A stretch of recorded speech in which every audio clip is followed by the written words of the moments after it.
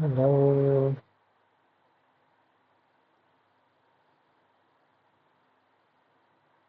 good evening everyone. So we'll wait for like 5 minutes if someone joins in, or else we'll start the lecture and start recording so that you all can look at the lecture, I mean the recorded lecture.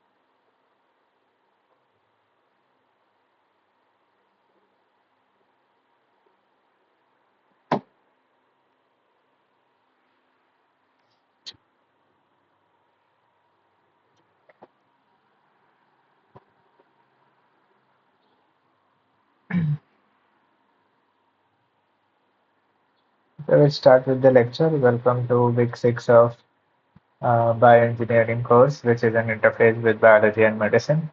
So in this week, Professor Sanjeeva has majorly gone through cell cycle, developmental biology a bit, cloning, animal cloning, how cloning was done. He did talk about evolution concepts as well. So all these concepts were tried to explain in a very basic manner so that you people get interested in all of those topics if you are willing to do work in some of these aspects. So in order to build interest in all those topics, he has covered developmental biology, he has covered evolution, he has covered cloning part, as well as how exactly a cell divides, etc. So we'll be talking about all of this first, and then we'll be moving on for previous year assignment questions, and we'll be trying to solve them as well. Okay, before I'll just check whether I started recording. Yeah,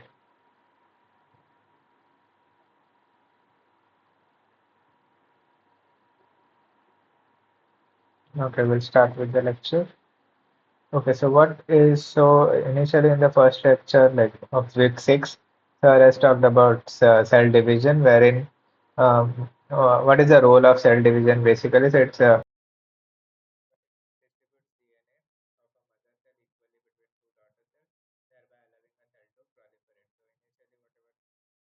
That cell is called as a mother cell, and it divides into two equally. By initially, it grows. Basically, it replicates all the content inside and divides into two. That is called cell division, and it is required because what is the role? Basically, it is essential for growth, repair, and reproduction. That's the major role of cell division. And how does it is organized in terms of genetic materials? Genome. So genetic material is what is our DNA. So that's called as a genome. So it consists of a number of DNA molecules that is a genome in eukaryotic cell or a single DNA molecule in a prokaryotic cell. So how do you differentiate between somatic cell and gamete cell? Or you can also call it as a reproductive cell.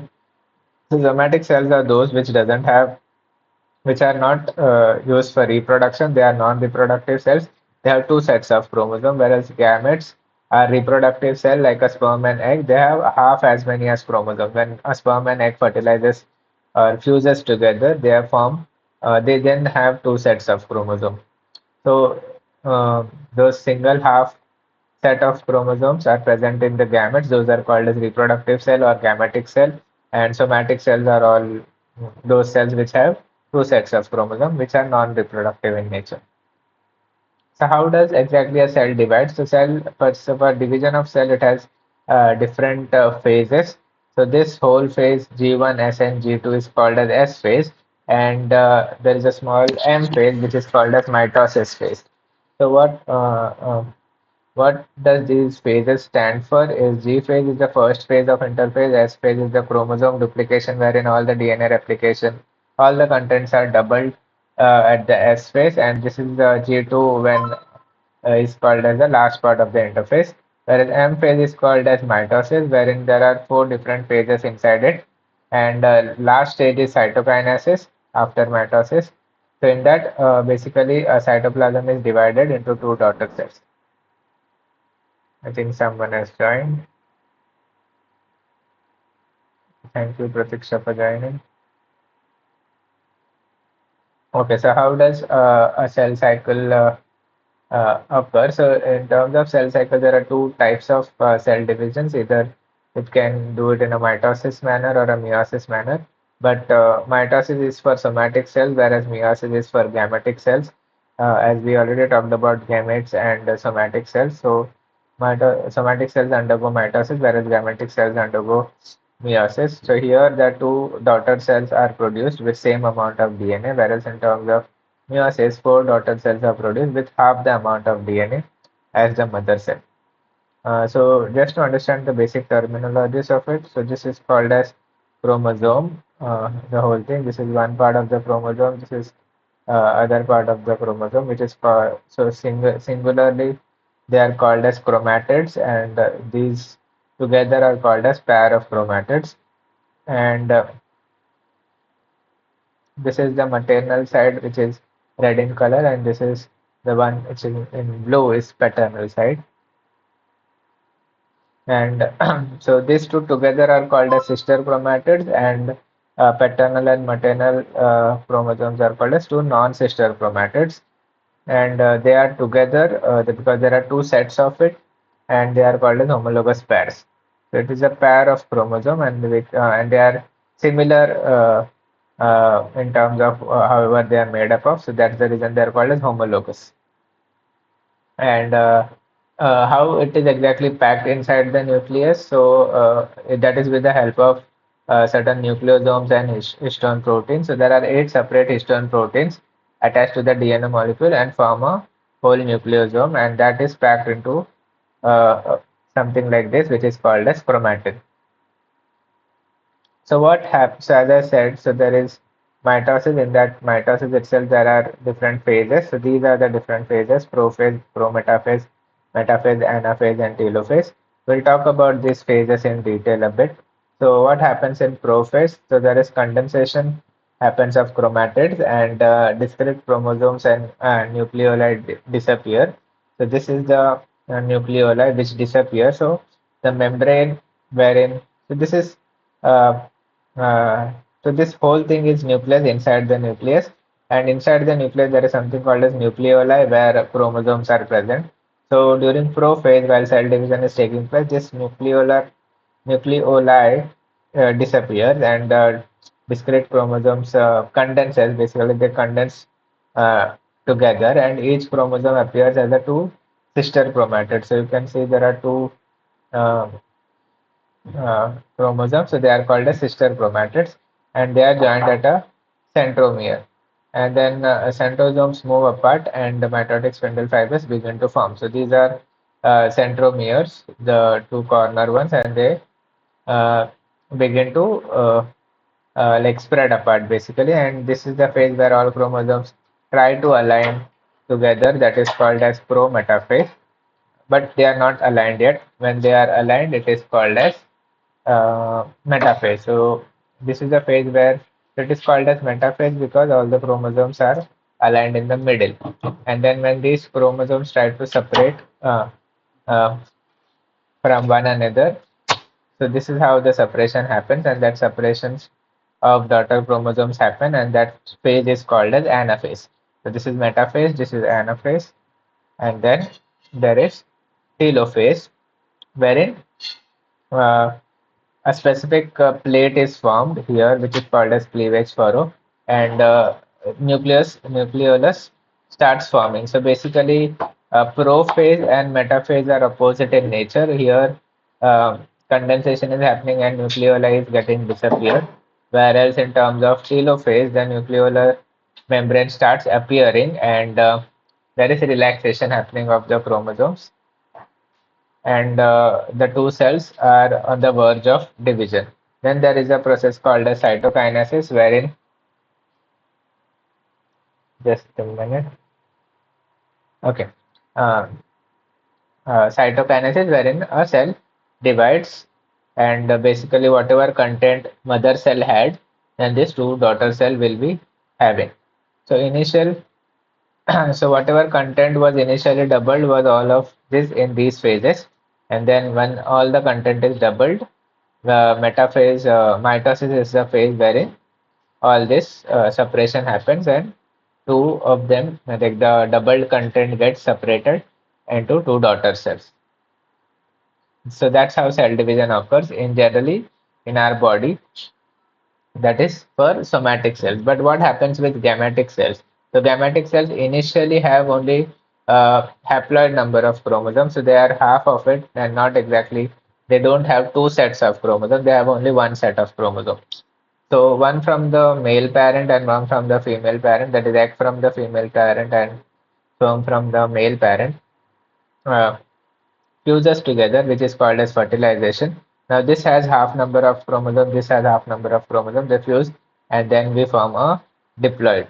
So that's the reason we are diploid in nature, and because of that reason, meiosis has half the number of chromosomes. So this is the basic difference between mitosis and meiosis. So how does the cell cycle is controlled basically? So basically there are different checkpoints available wherein there are the proteins that regulate. So there are cyclin proteins which are available, which actually tells the cell to go towards S phase. Then after all the DNA replication has taken place, then it will tell the cell to go towards G2 phase.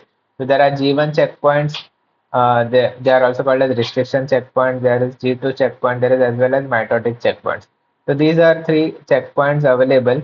So it will only enter M phase only when all the process which is required till G2 phase is completed. Once it is completed, then only it will enter M phase. And if mitosis is done properly, then only the cytokinesis will happen and it will divide. So there are several checkpoints available until a cell divides properly.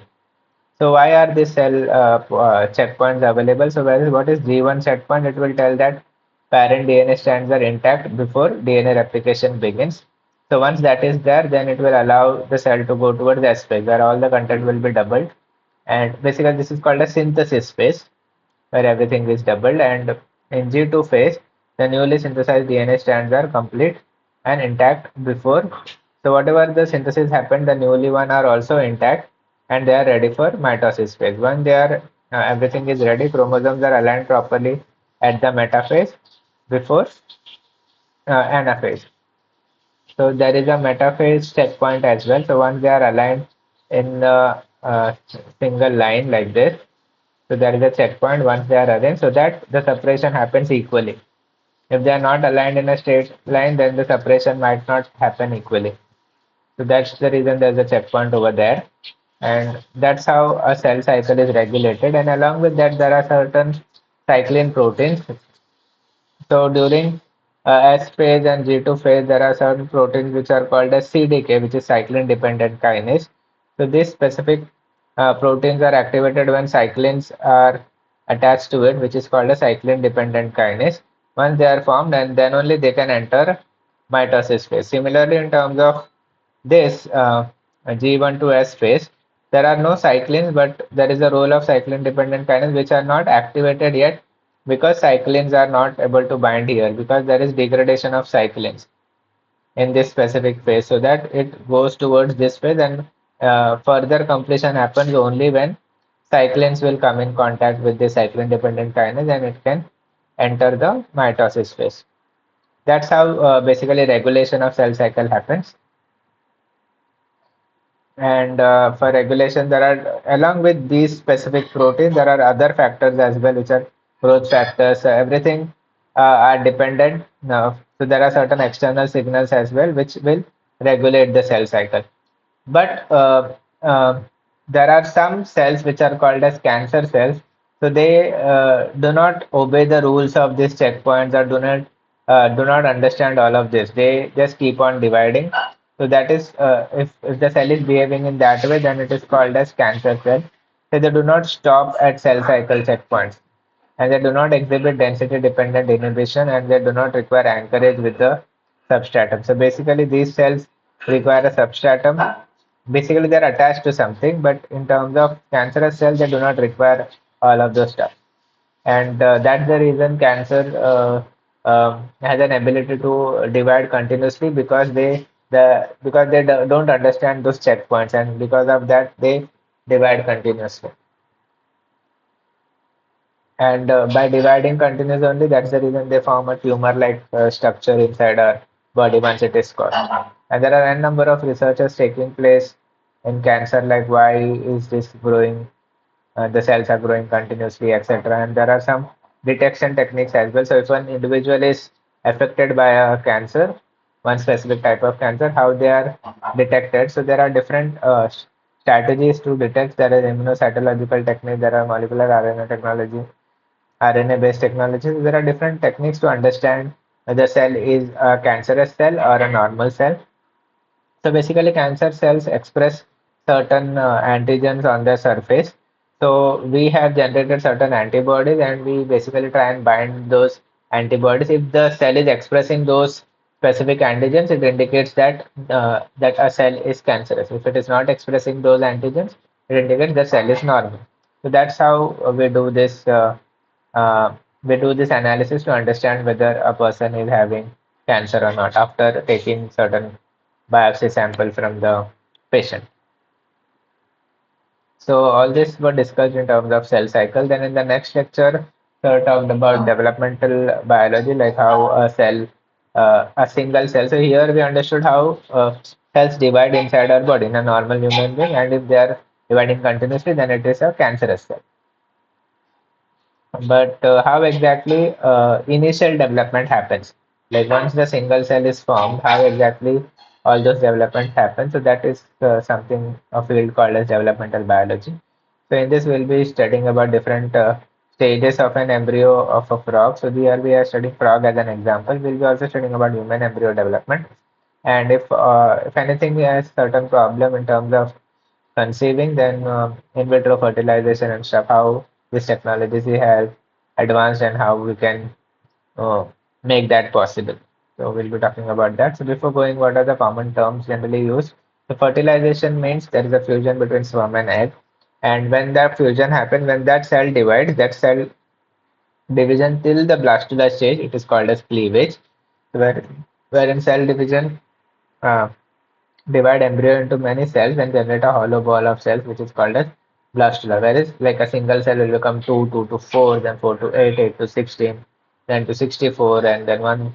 So that's how 128. So that's how the division continuously happens, and that till it reaches blastula stage, that all these stages are called as cleavage stage. And once from blastula stage is occurred, then cells get rearranged into multi-layers, and that specific rearrangement into multi-layers is called as gastrulation process. And once, so after those layers are formed, endoderm, mesoderm, and ectoderm, different layers of a cell, then each cell has been already has a fate of forming certain organ, and those when each cell tries to make those organs, that specific term is called as organogenesis, wherein which is the last major stage of embryo development, which generates different organs. So in terms of a frog, so once an egg and sperm is fused together, that like the fertilization has occurred, then a single cell is formed. That single cell is called as zygote. Then zygote starts to dividing itself into number of cells, and then it reaches a stage called as blastula after cleavage stage. Then from blastula, there's three multi then forms. Then it forms layers. That layering of is called as gastrulation, and once that gastrula is formed, then there is a process of organogenesis continues. So as I explained here, that's how the embryo looks, and once organogenesis is formed, completed, a larval stage is developed, which is a tadpole in terms of a frog, and then continuously the development happens, and that development is called as metamorphogenesis, wherein each cell tries to develop certain parts of a frog, and completely develops as a frog in the later stage of its life, of a frog basically. And in terms of egg, so there is a polarity basically. This the wherein the yolk is present, that is called as vestigial hemisphere, and where there is no yolk, it's called as animal hemisphere, which is called as animal pole and vegetal pole. So also we can the study happens in terms of anterior and posterior axis. So it is determined during oogenesis itself, and polarity of the egg determines the anterior and posterior axis of fertilization. So this also talks about the anterior region of the frog and the posterior region. So that's how the development also happens. And dark melanin granules found in the cortex of an animal hemisphere, and yellow yolk is filled. So where there is an yolk, it is called as vegetal hemisphere. So that is about embryonic stages in a frog, but how it happens in terms of mammals. So initially there is a fertilization process wherein a sperm is fertilized on uh, to egg. So how does that happen? So there is a layer called as zona pellucida where a sperm needs to penetrate that specific layer and then enter the egg cell. The sperm travels through follicle cells, etc., and enters the zona pellucida and fuses with the egg. So once the fusion happens, so there should be only one sperm coming into in contact or entering the egg cell. Once one sperm enters, it immediately forms a layer outside it so that there is no competition and other sperms are not able to enter the cell. So, so this what happens is cortical reaction initiates an event to ensure that only one sperm nucleus enters the egg, and not other sperm will be allowed to enter. So because basically it forms a layer out of over the egg itself. So once the fertilization has occurred, then after fertilization there is a cleavage stage at this specific location, and then it will form a blastula. Then after blastula is formed, it will try and uh, attach onto the endometrium, and once the attachment is taken place, which is called as implantation of blastocyst, and once implantation happens, then it will go towards gastrula stage, and that's and further ahead to organogenesis, and that's these are different stages like 5 weeks, 14 weeks, and 20 weeks. So placenta is a combination of maternal and embryonic tissues. So what does this placenta do is basically is the communication between mother and the child. Whatever nutrients mother has, what all the nutrients are actually fed to the uh, embryo through this placenta. So it basically what does it do? It transport nutrients, respiratory gases, and wastes between the embryo, yeah, that is, or you can call it as fetus or embryo and mother. So it transport all of those stuffs, and it happens majorly with the help of placenta. And there are different layers to it. So these layers are called as chorion layer, allantois, amnion, yolk sac, and this is the embryo basically, and the amnion layer is the closest layer which is towards the embryo, and there is a yolk sac as well. So each layer has different functions, like extra embryonic membrane, the outer membrane, provides life support system to the embryo. So the whole thing actually provides life support. And in all mammals, reptiles, birds, they are called as amniotes. Why they are called as amniotes? Because they have amniotic fluid just near to the embryo. That's the reason all those mammals, reptiles, and birds are called as amniotes.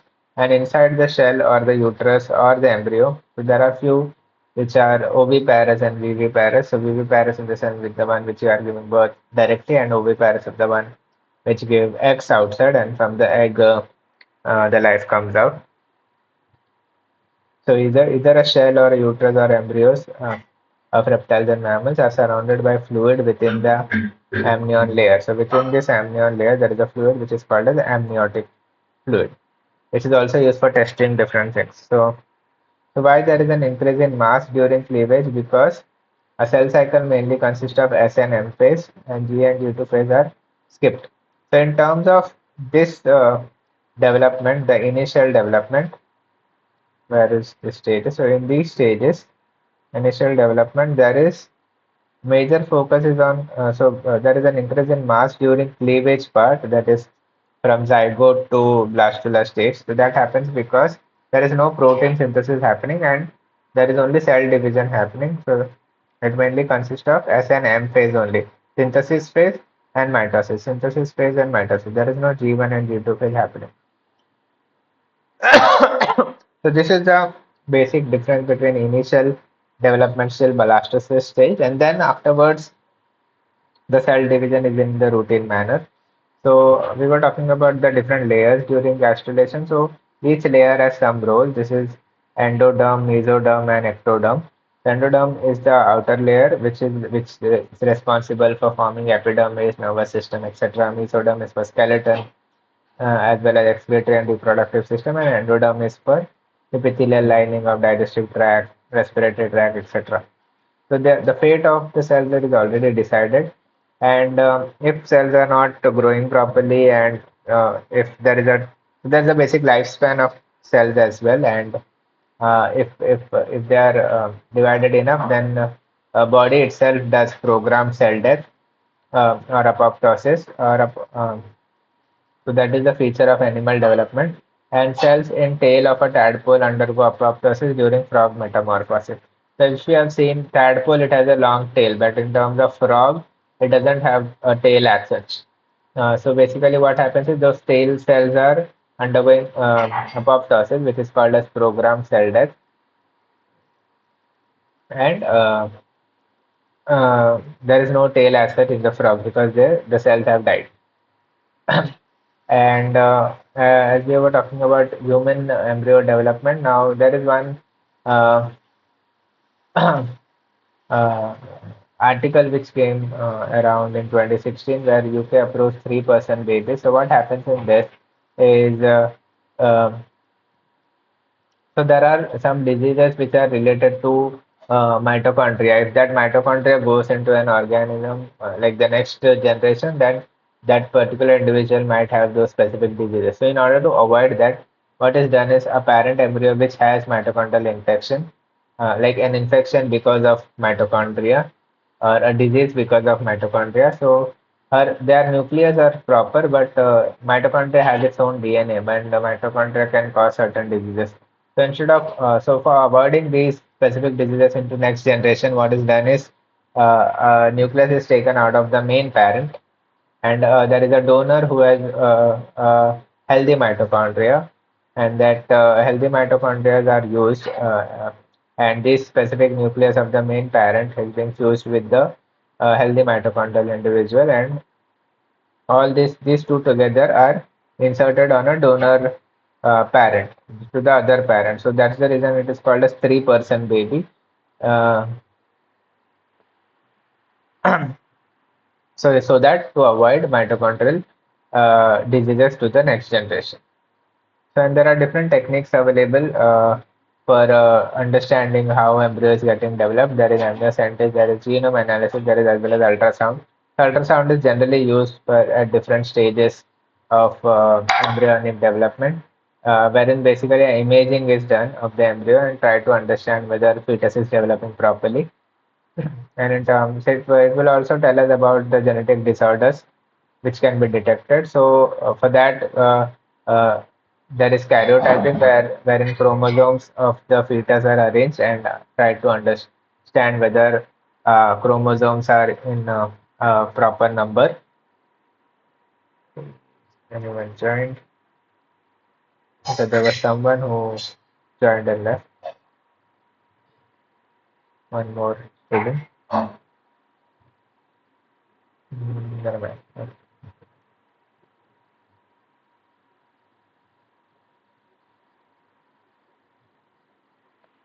Then, how about our different ways by which we can test? So there is one thing called as amniocentesis, wherein amniotic fluid is taken out and these cells are grown on a plate. And after, as there are fewer number of cells here, we need to grow them on plate and have so that we can get higher amount of DNA out of it. Once we get that, we take chromosomes out of it and try to align and do karyotyping and understand whether the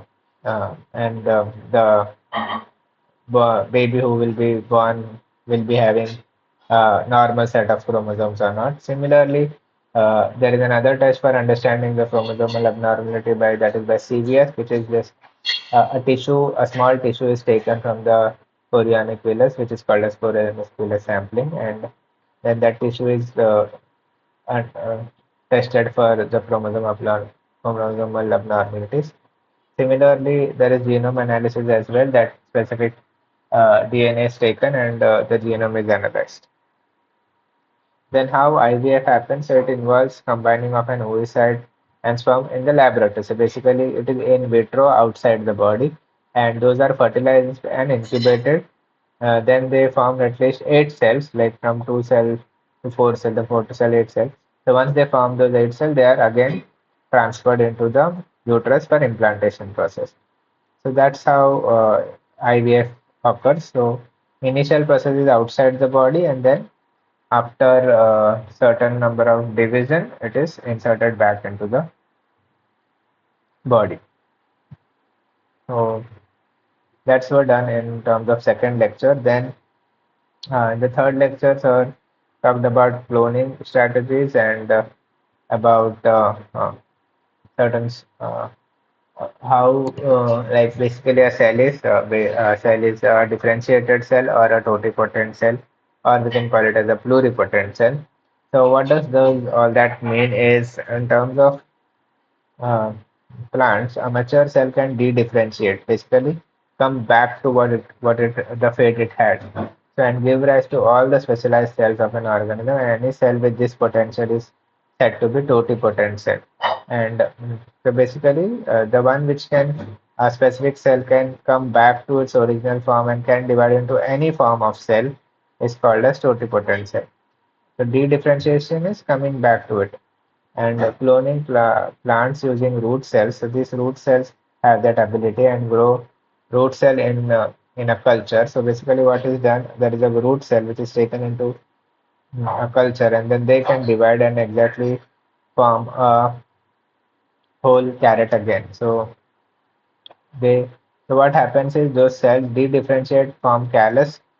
So they are de-differentiating here, they are forming the callus, and when we stimulate with this callus with different hormones, so we try and provide different hormones to it so that it develops uh, completely into uh, a new carrot. So this is being formed with a single cell of a carrot itself. Like we've taken the root and we have just taken the single cell of that root and we have again made a whole carrot out of it, which is called so basically, what it says that single cell of a root was totipotent in nature and it had a potential to make all specialized type of cell.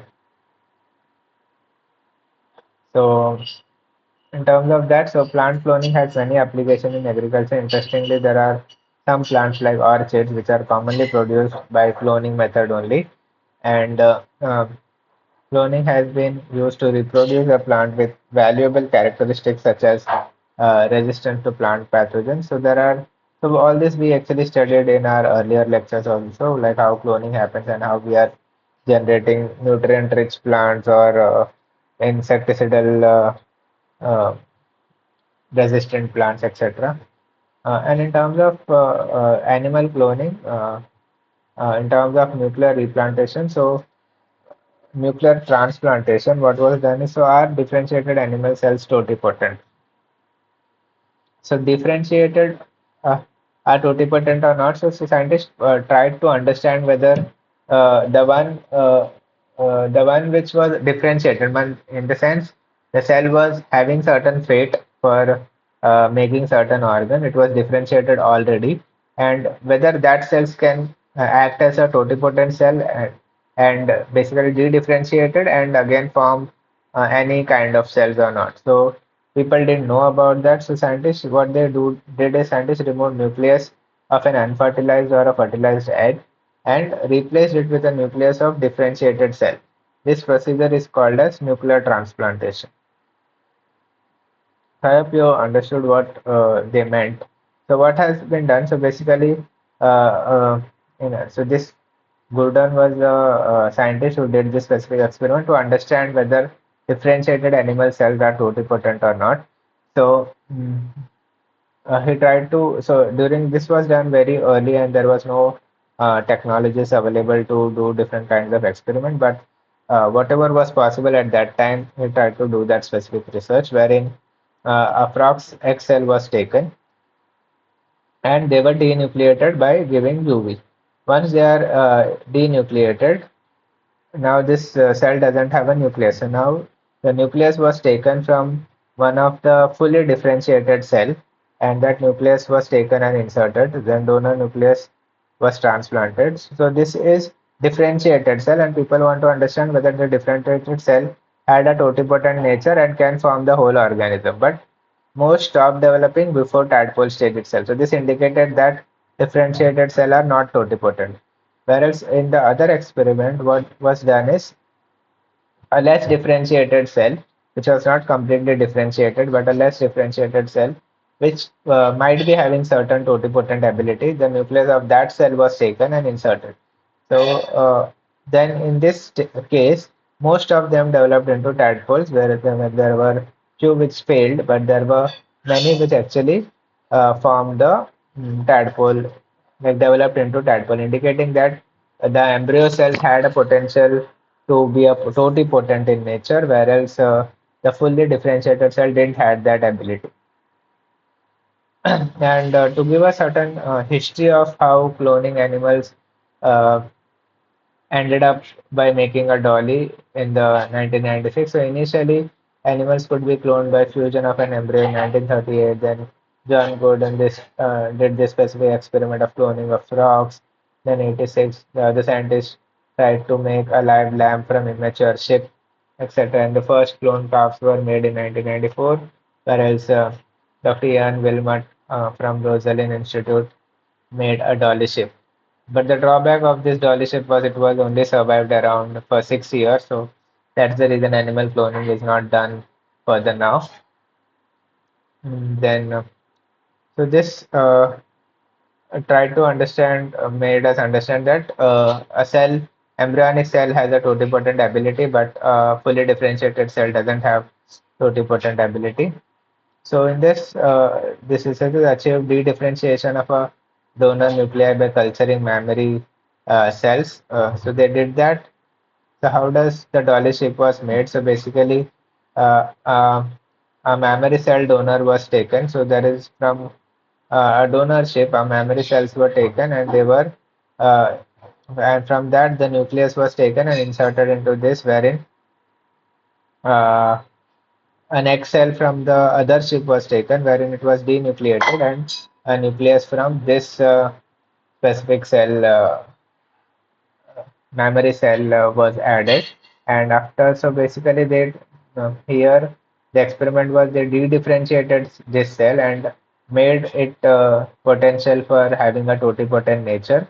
The nucleus from the memory cell now they made to early embryo, and then it could then they implanted this specific embryo into a surrogate mother, where these two animals are not involved at all. It is a some completely different individual wherein this was added, so that it is not coming under the influence of any of these animals, but it is completely because of this fusion of cells itself. That's the reason a surrogate mother was used, and this could give like this would give birth to a sheep which was named as Dolly.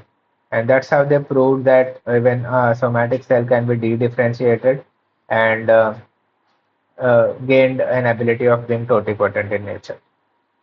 Then uh, this is the mechanism basically. So initially a cell is taken, a sperm is fertilized and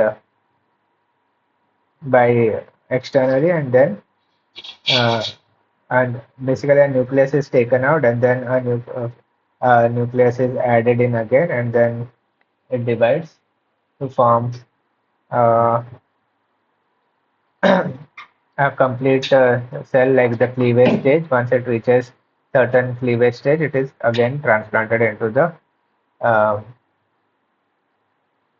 next surrogate mother. So that is the mechanism basically. Then cloned animals, do they look same? The answer is no, because cows cloned from a same line of cultured cells, certain cows showed dominant behavior and others were submissive. So different studies were done related to this, and they found that they do not look same. And whereas carbon copycat, which is called a CC cat, was first. This were the first cloned cat. So what happened in this? The nucleus was taken from a this rainbow, basically how it has left cat having classic calcio feature. So this feature is called as calcio feature with orange patches on fur, and cloning was performed. Then CC right is the cloned cat, but it has a gray and white coat. So therefore, two cats were not identical. That's what they understood from cows experiment as well as cats experiment. So they were not exactly identical, but cloning was done, and those cats were born.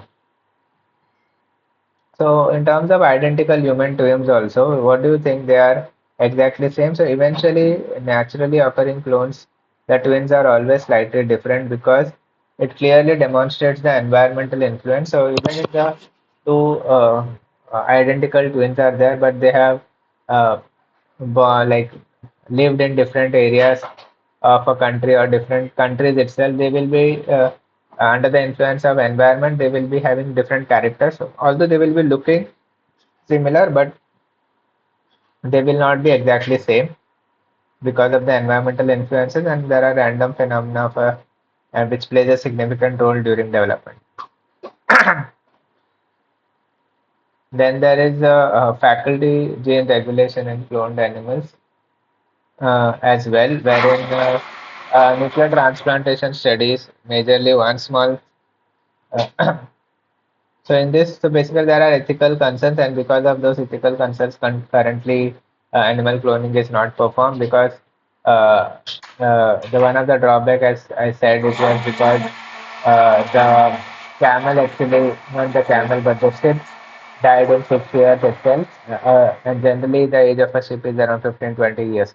So that was before. So we need to understand more about how exactly this cloning can take place, and if we have that specific knowledge, then maybe this cloning can be allowed later. But currently it is not allowed, and we cannot do further animal cloning. And in terms of stem cell production and embryonic stem cells, if I just look at you are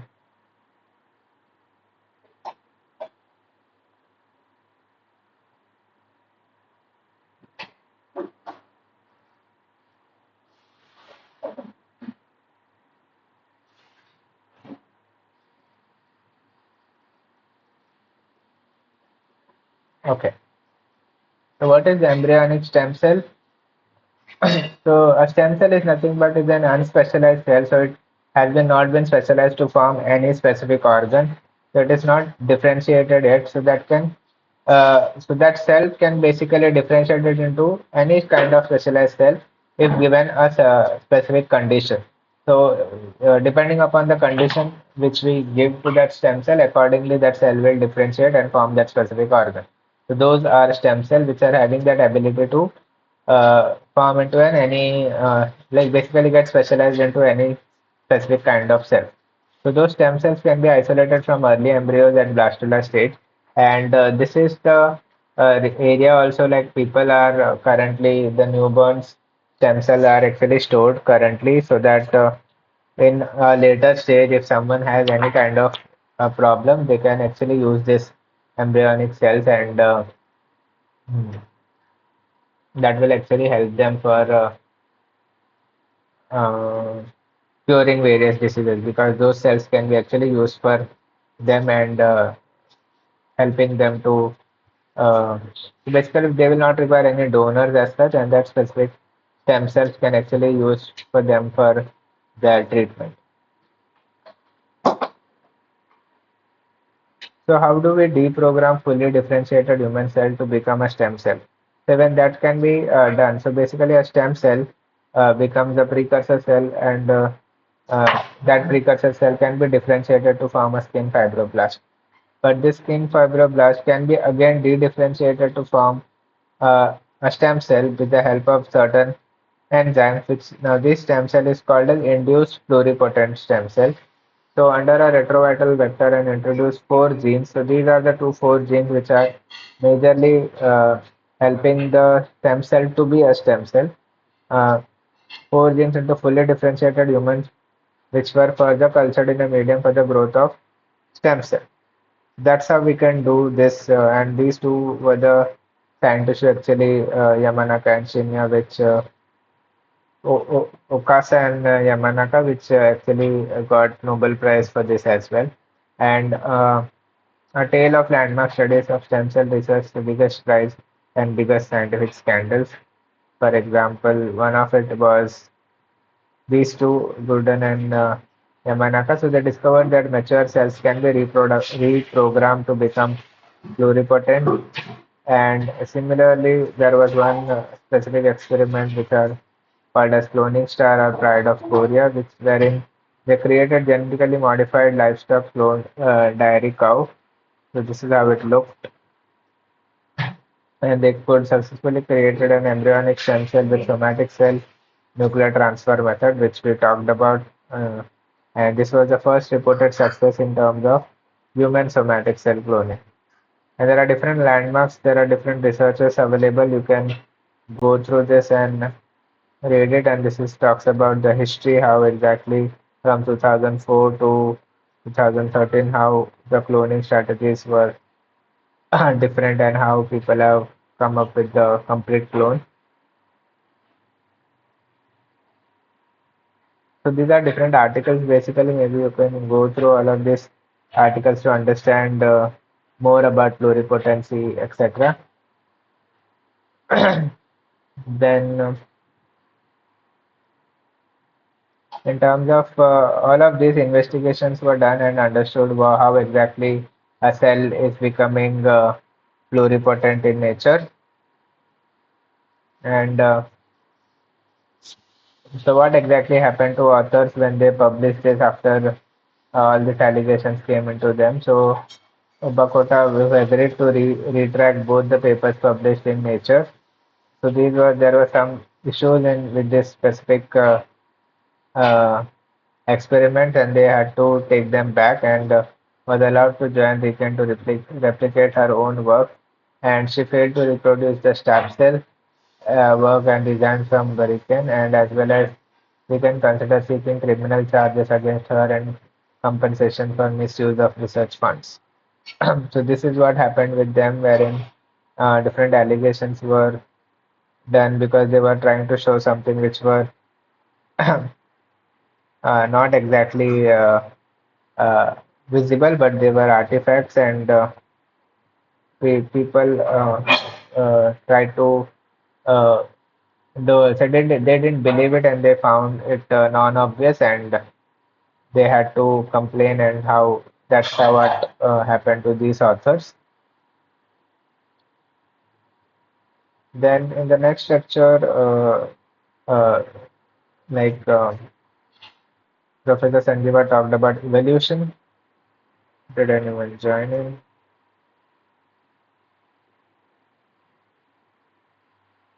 Hello, Nihila.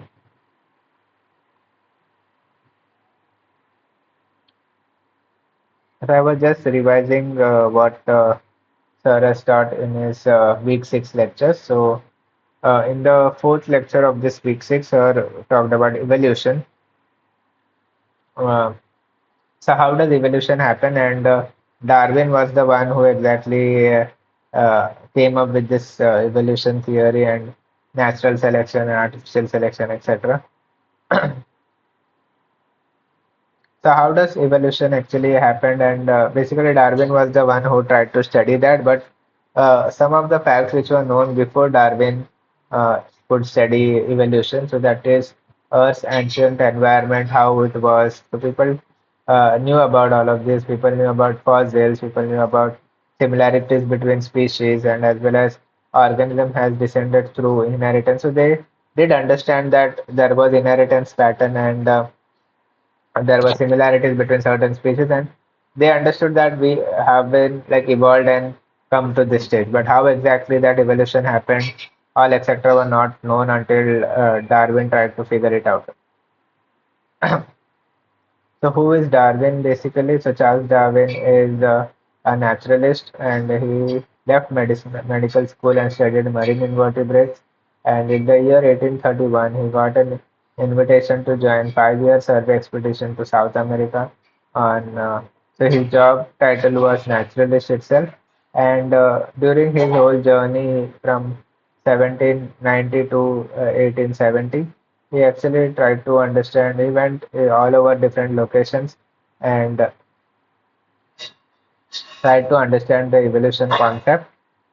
So in this 1837 sketch, which you can see here, and what is that the Darwin envisioned the branching pattern of evolution. So he tried to understand this branching pattern itself. So this was something which was done by Darwin itself, and it was trying to correlate whatever he could observe in all these years and understand how evolution has occurred.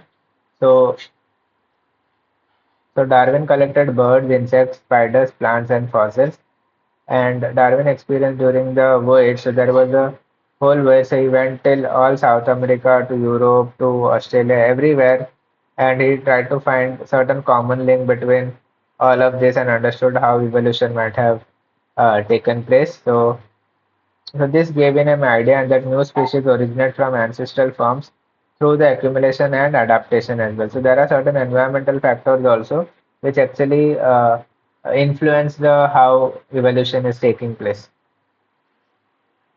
So there is a book as well, which is called as The Origin of Species, which is written by Darwin itself. So it is by means of natural selection.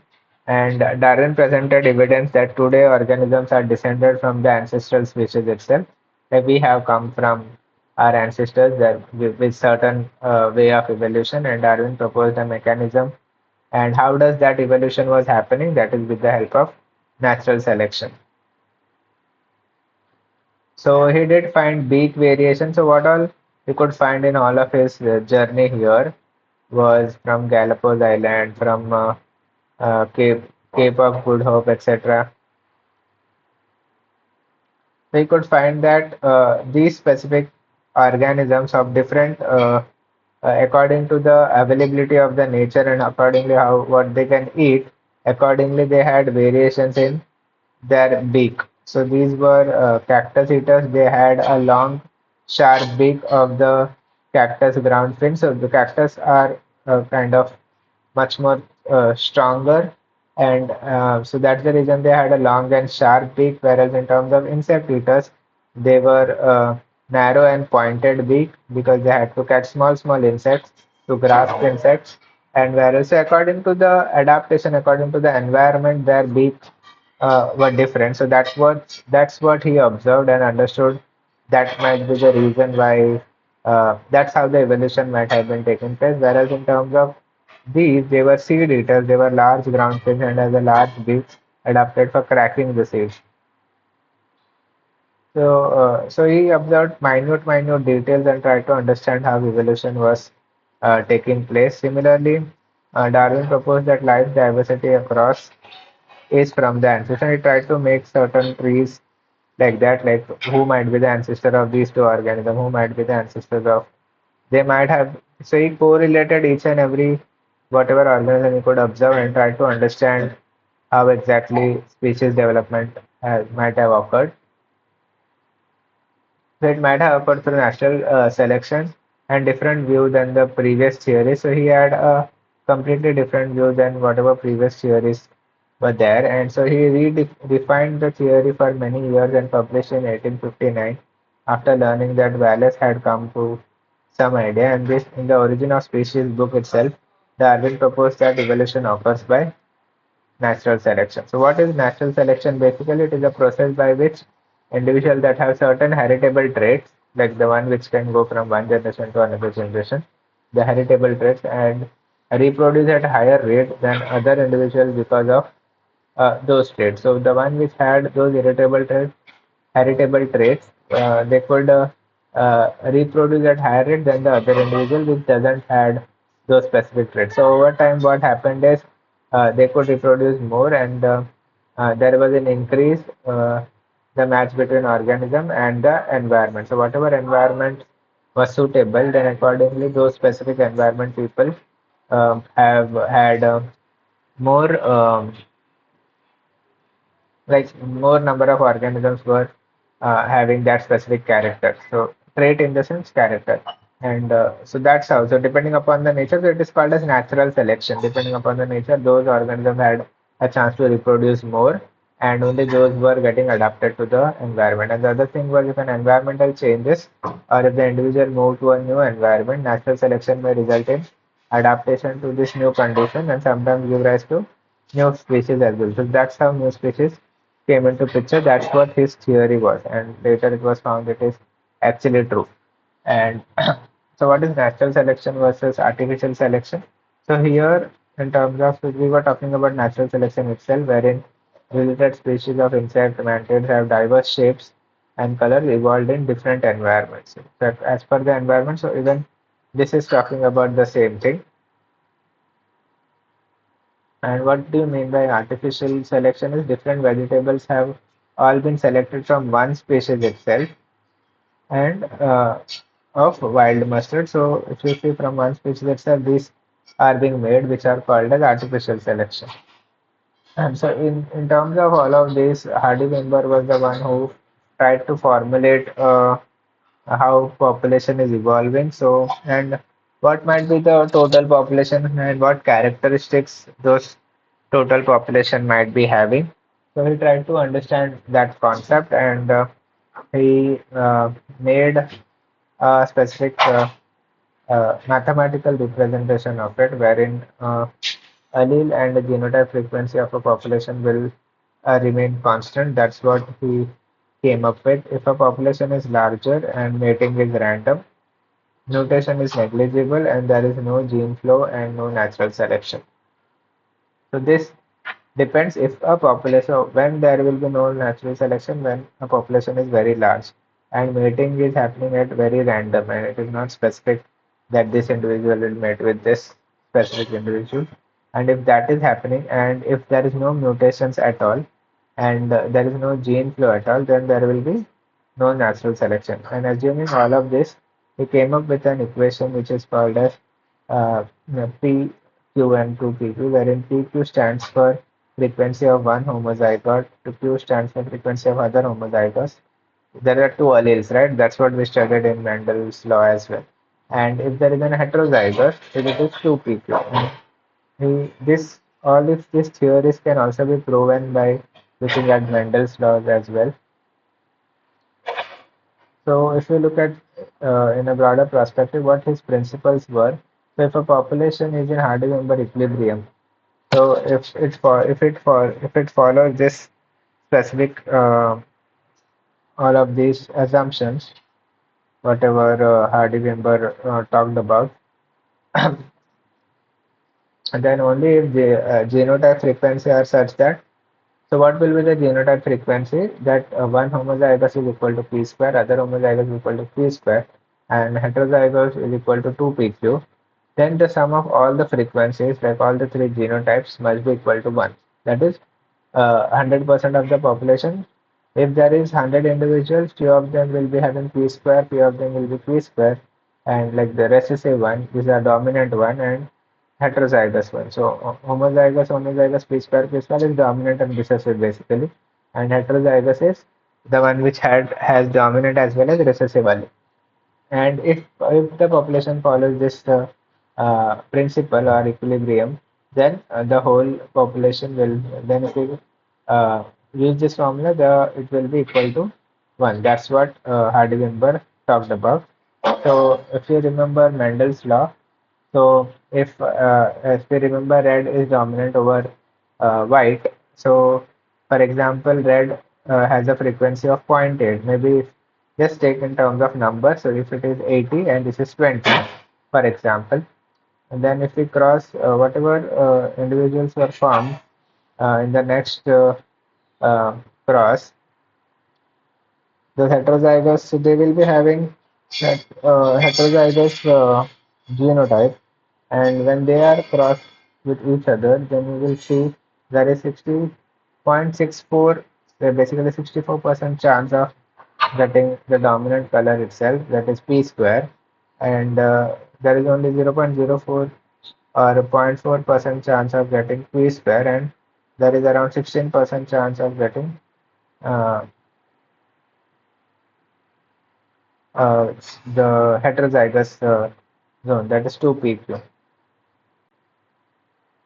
So that's how like these principles were proven in terms of Mendel's law as well. And if you see 64% of this, 32% of the heterozygous, and 4% of white. So if gametes of this generation, 64% would be red, 16% would be pink, and which comes up to 80%. Because here, what is happening is they are showing co-dominance, and that's the reason both colors are equally expressed and it is coming as pink, but it is overall 80%, and which comes up as zero point 0.8, which is P, and the other thing is which is white, which comes as zero point 0.2, which is Q.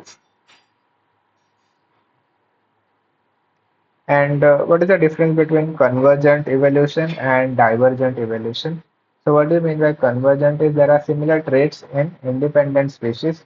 There is one species in some different country, but in one species in some different country, but they are having similar characteristics. Those are that kind of evolution is called as convergent evolution. But in terms of divergent evolution, so this is an hand, human hand, whether this is cat and this is whales and this is bats. If you see all the function of this is similar, like a trait retained by common ancestor evolves in different variations. So according to the requirement, so that evolution happened in a different way, which is called as divergent evolution. And if they have similar traits, they are called as convergent evolution. So these were the five conditions as I was talking about in terms of hardy members. The population must be very large. There must be no migration, no mutation, and random mating should take place, and there should be no natural selection. That is, every individual has an equal chance of survival. Then Hardy-Weinberg equation was a genotype. So what is the frequency at which specific genotype occurs can be expressed as a ratio, which is genotype divided by total number of alleles in the population. And this is the basically the equation, which can be also written as P plus Q equal to 1, wherein P is the frequency of dominant allele, Q is the frequency of recessive allele, 2pq is the heterozygous. Whereas in terms of P square, the frequency of homozygous dominant genotypes, these are alleles, basically one allele, and genotype comes with two alleles, dominant genotype and This is Q square is the frequency of recessive genotype. If we try and solve certain functions, certain questions. So before doing this, maybe let's take a break of 5 minutes and then we can continue this with our previous year assignment questions as well. Yeah, let's take a break of 5 minutes.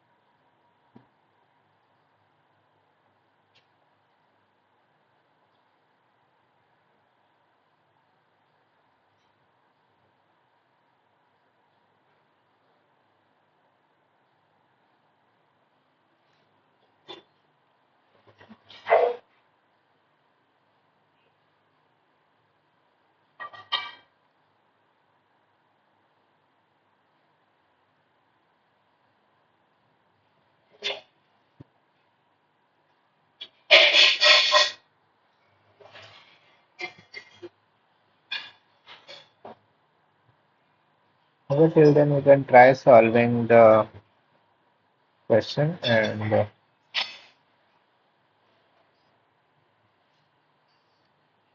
so this for this solving this you need to use this specific equation and it is easy to solve basically if you use this.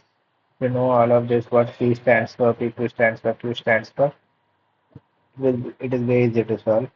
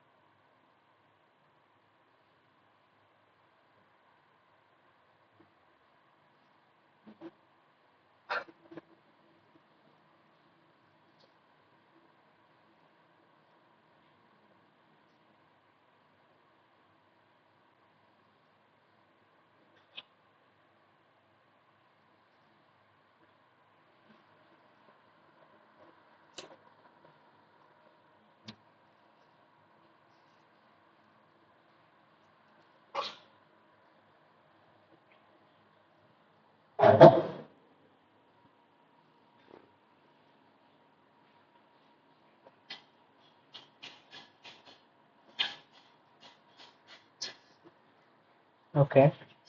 So the question says that there is a herd of zebras in one region of Africa. Let's assume that the population is following hardy member equilibrium. So we need to assume all of this, like there is the population is very large and there's no mutation, no random mutation, no natural selection, etc.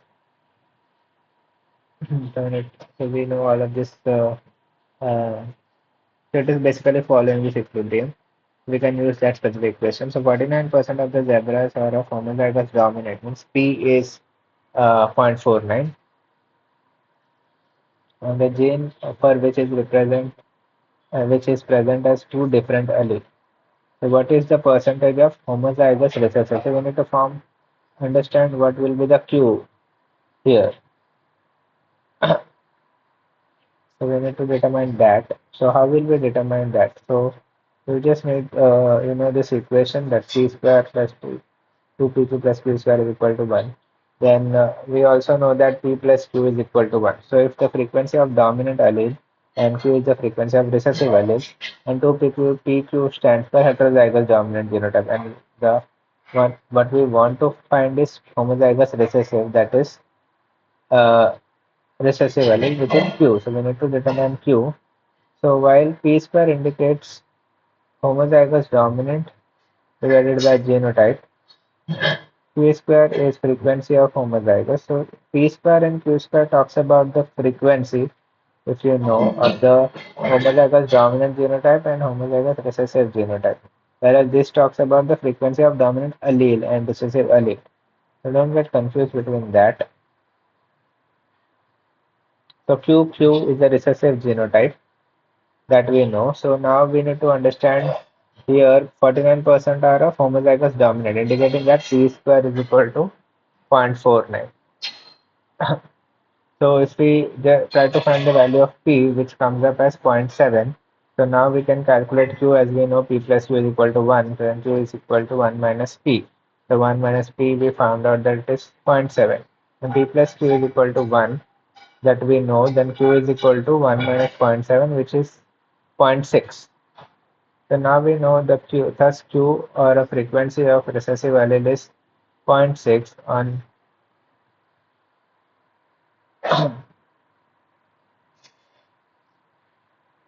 this is, there is some mistake. So there is 1 minus zero point 0.7 is 0.3.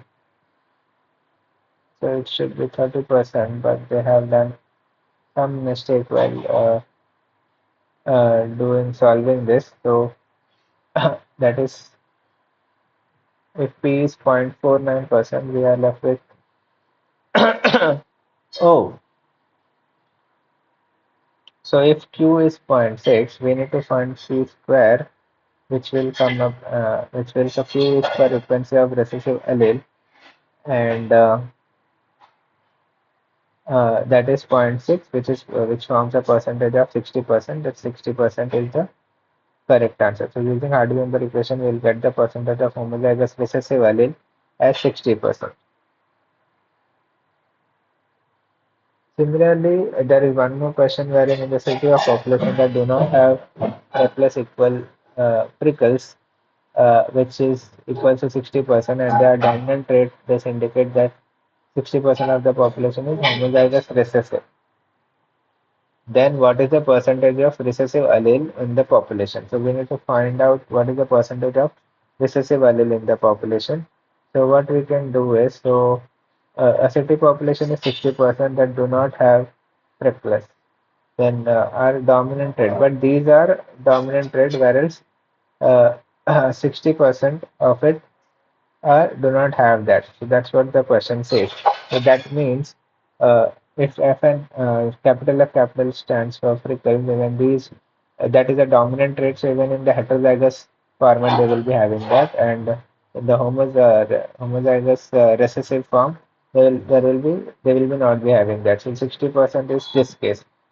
Then so now that we know 60% of the population do not have freckles and are homozygous recessive, that means that indicates that Q square is equal to zero point 0.6. If Q square is zero point 0.6, Q is equal to 0.774, and P plus Q is equal to 1, then if we divide 1 minus Q, that is 1 minus 0.77, P is 0.23, and 2PQ is equals to 0.35. They're basically 0.77 into 0.23 into 2, which will give you as 0.35. So this is for heterozygous, and so that's something we need to find.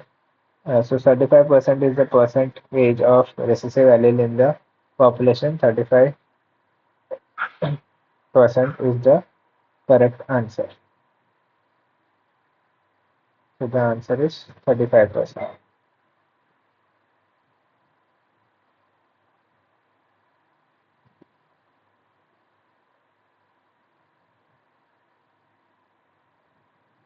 That was 60, this is 35%.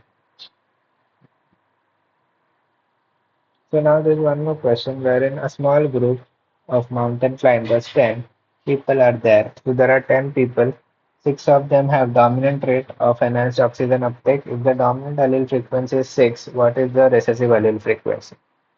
So if P is equals to 6, dominant allele, there is 10 number of alleles. If it is 20, reminder we have 2 alleles per gene. So 6 mountain climbers, 6 dominant traits for oxygen uptake. So dominant allele frequency in this case is 6 by 20, which is zero point 0.3. So P is zero point 0.3, then Q is equal to zero point 0.7. Thus recessive allele frequency is 70%. 70% is the correct answer. So we wanted to find the recessive allele frequency.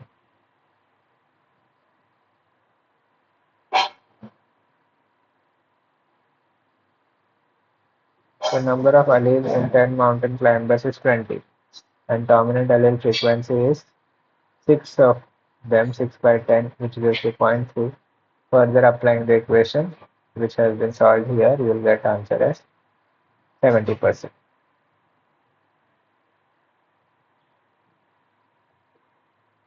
So you can integrate concepts of evolution into mathematical models. So that's what here it is shown. So there is so basically Hardy-Wimber talks about a mathematical model where they've integrated a biological evolution concept, and you will now appreciate that how life became as a single cell and manifested in such diverse forms, as well as using mathematical aspects.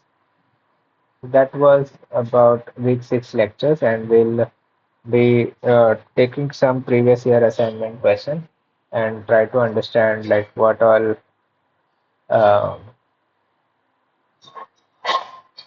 questions can be you all can be having in your assignment 6. So you can use these concepts, and it will be easier to solve your assignment 6 questions. So this is in terms of cell division.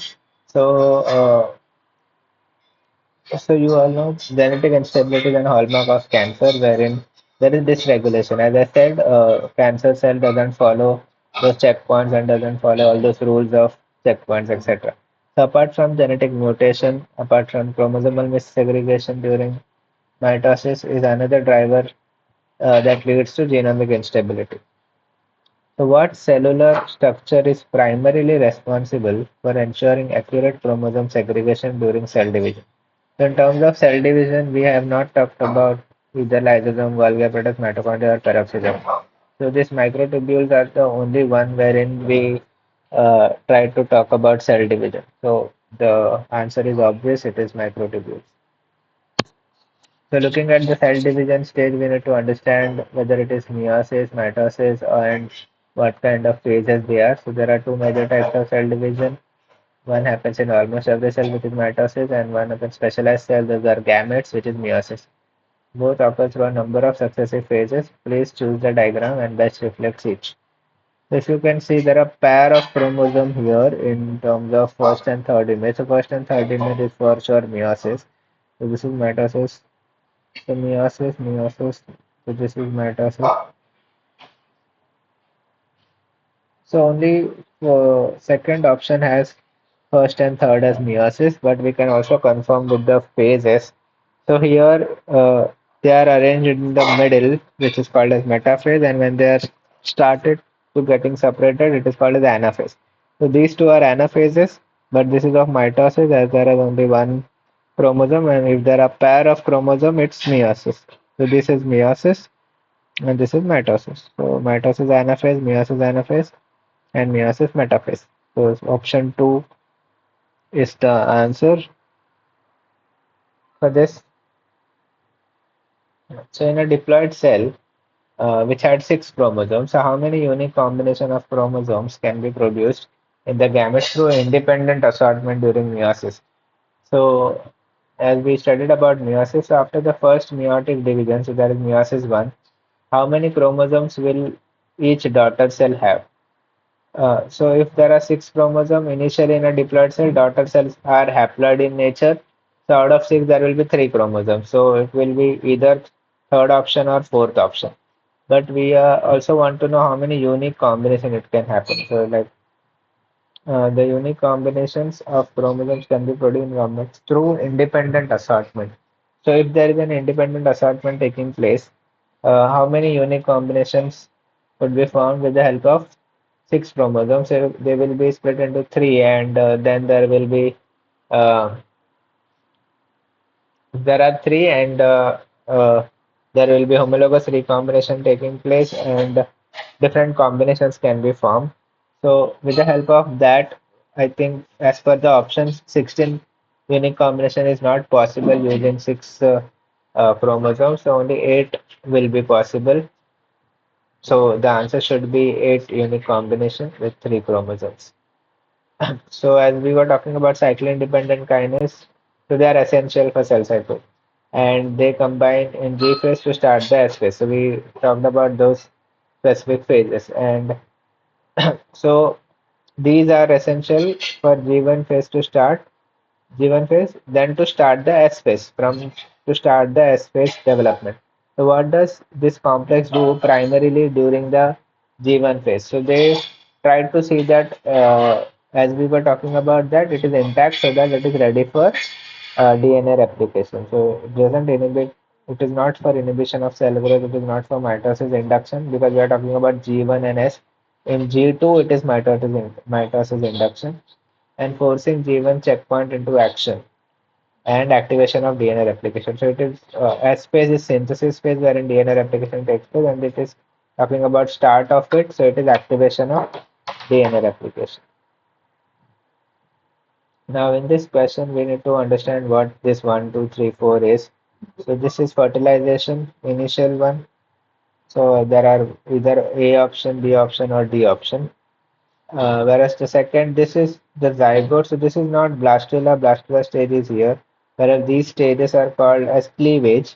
So it should be cleavage, and there is only one option having cleavage in second. So it should be option B. And this is obviously gastrulation. So I think this is uh, following up the answer. So answer should be B. So you wish to clone a rat. For that you have taken a female egg rat. So that you have taken a female rat egg and you have taken the nucleus out of it. Now you have taken a donor nucleus and inserted into it. So why which type of cell would be the best as a donor to take the nucleus and from and why? So we need to answer which type of cell would be good. So adult somatic cell. So obviously, as you want to clone a rat, so it should be totipotent. The character of the nucleus should be totipotent. It should have the ability to form all the types of organs. Then only it will be able to. Then only you will be able to clone a rat. So adult somatic cell is already fully different, like almost differentiated. So it will be difficult for it to form all the so we are not even giving specialized transcription factors here, so it will be difficult for it to form the whole organism. So this option is wrong. Early embryonic stem cell because they can achieve, yeah, we can take early embryonic stem cell as they will be having ability to be totipotent. So I think this can be the answer. Maybe we can read other options. Somatic cells from newborn rat because they are rapidly growing. So if they are rapidly growing, that indicates they are having certain fate and they have been not being uh, so they might not have totipotent ability and epithelial cells because they are stupoid shape. The shape is not any ways related and epithelial cells, so they have been dedicated to form epithelial cells and de-differentiating them and forming the whole organism would be difficult. So answer should be B. So there are two organisms, they have similar characters. So what kind of evolution is that? So There are two remarkable gliding mammals, and despite the distinct evolutionary lineage, so this is from North America, this is from somewhere else, different geographical locations, they exhibit striking similar adaptation for gliding through hair. So they have similar adaptations like this. So this intriguing phenomenon is an example of. So they, as they have similar characteristics, it is convergent evolution. If they are having different characteristics, it's called as divergent. So the answer should be convergent. Yes. So now for using the Hardy-Member equation, uh, so they have said that there are total 1,000 individuals. A particular gene has a two gene that is A, and the frequency of A, the dominant allele is P, so that indicates P is zero point 0.6 and Q square is zero point 0.4. According to Hardy-Weinberg equilibrium, what would be the expected number of heterogeneous individuals, like A in the population? So P square is zero point 0.6, Q square is zero point 0.4. Then heterogeneous, so basically this is P and Q, and heterogeneous is the way we find is 2PQ. So you just need to multiply 2PQ. So P is zero point 0.6, Q is zero point 0.4. If you multiply it by 2, 2PQ is zero point 0.6 into zero point 0.4 into 2 will give you 0.48. But the number of individuals are 1,000 here, so 0.48 into 1,000 will give you 480. So this is the expected answer, which is 480. So that is an hypothetical population, and few individuals find themselves abandoned on an island. So that is an endangered population hypothetical. So we just assuming it, and they have been find themselves abandoned in an island. So in an island they were there, and due to scarce resources and little genetic contact with population of mainland turtles, their population size remained modest over numerous generations because uh, uh, there is no much populations and there are only few of them which were and they were endangered basically, and as a result the island population developed distinct genetic traits. Which of the following sums up the idea of genetic drift in the population of isolated turtles the best? So they were isolated, they were in a different environment itself, and they were not exactly same of as that of mainland turtles, and they were in different genetic area. But what will be the specific answer for that? So genetic drift is responsible for the island population increased genetic diversity, promoting adaptation to unique island environment might be.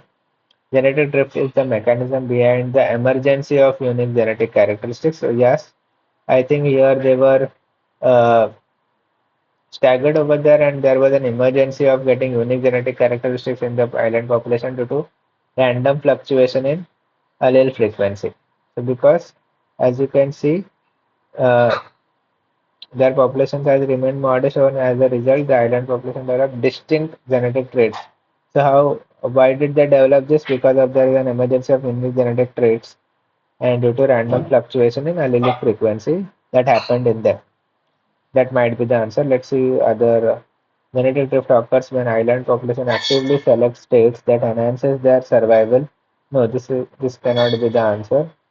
And that will not lead to genetic divergence. And genetic drift and natural selection are synonymous in this scenario as they both contribute to island population's unique genetic features.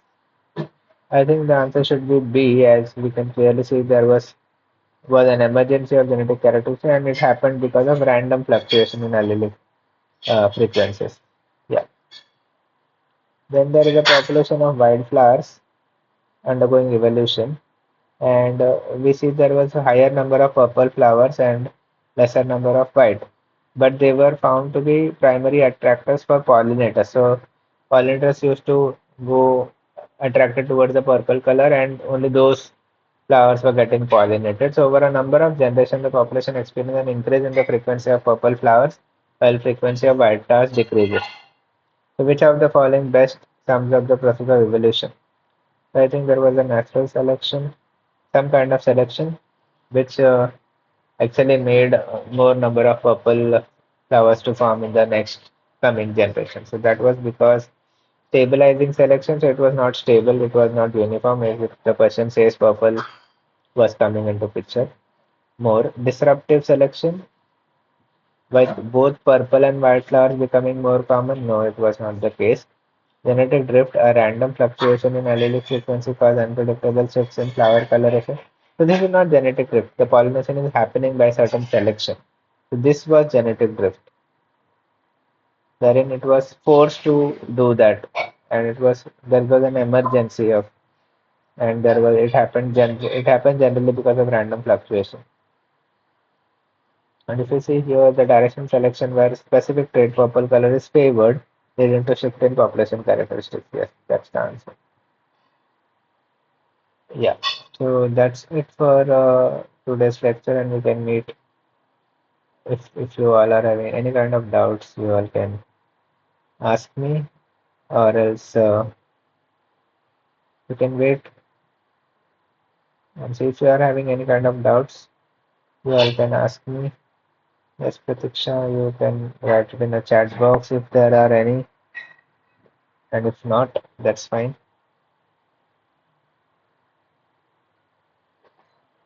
You can also email me if you are getting any doubts and if you want any help in solving the assignment. We can accordingly give you certain hints to solve those questions of assignments if required. This was a lecture wherein we talked about um cell cycle, we talked about evolution, we talked about developmental biology a bit, we talked about cloning, etc. So those were different things we talked about. And if you have any questions related to any of the lecture or any of the topics which we talked today, you can ask. Or if you want to repeat any of the question to be explained again the previous year assignments, we can accordingly discuss. If there are any, let me know.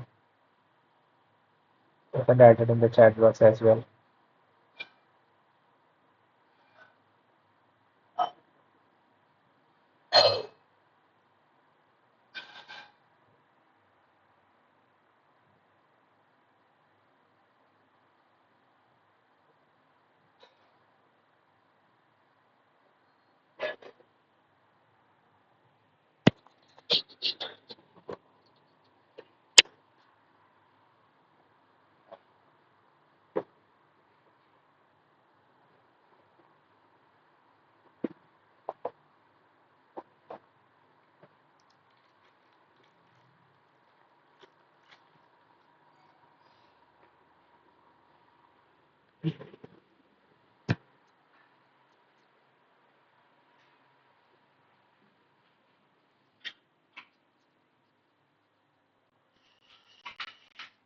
Where is your phone?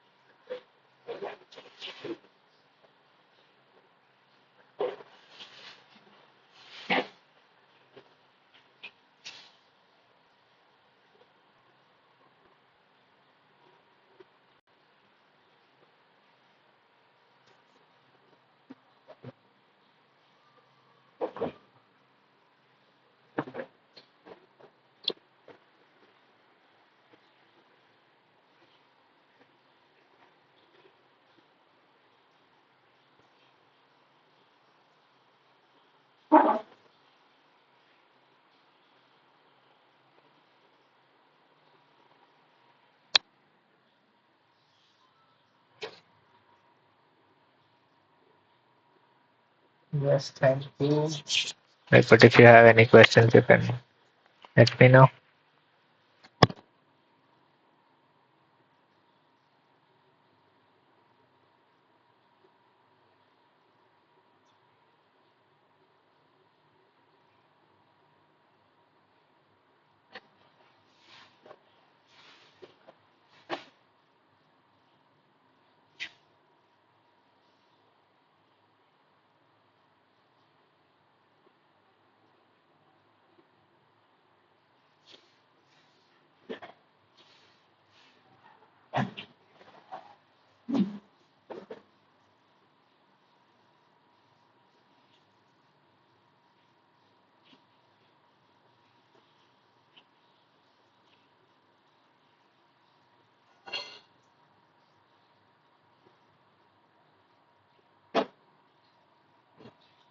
Okay, thank you.